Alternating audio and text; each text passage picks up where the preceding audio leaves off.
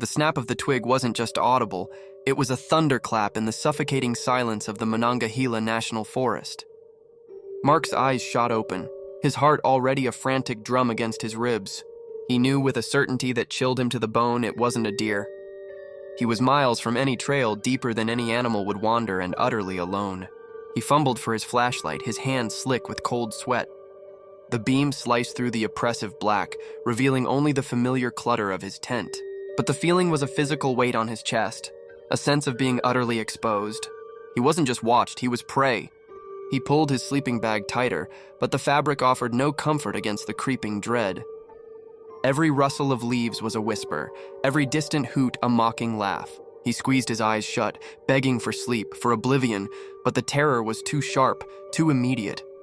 Then came the scratching. It started faint, a delicate scritch, scritch, scritch against the tent fabric, inches from his ear. It wasn't the frantic scrabbling of an animal.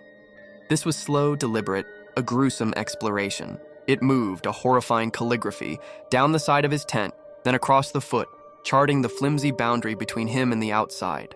He could almost feel the pressure of whatever was tracing those lines. Mark gripped his knife, the cold steel a pathetic reassurance. He wanted to scream, to lash out, but a primal, paralyzing fear kept him silent. What if his voice was the cue it was waiting for? The scratching stopped. The world outside his tent seemed to hold its breath. The crickets had fallen silent. The wind itself seemed to die. Then a whisper, wet and guttural, drifted from directly outside his tent flap. It wasn't words, not exactly. It was a sound like something drawing a long, wet breath. A sound that burrowed deep into his brain and twisted into a primal scream. His eyes snapped open, fixed on the translucent fabric of the tent door. A shadow, impossibly tall, unnaturally thin, coalesced against the blackness. It didn't move, it just waited. Mark's hand, shaking uncontrollably, found his phone. He turned on the camera flash, a desperate, suicidal act of defiance. He had to see, he had to know. He hit the button. A blinding flash erupted, searing his retinas.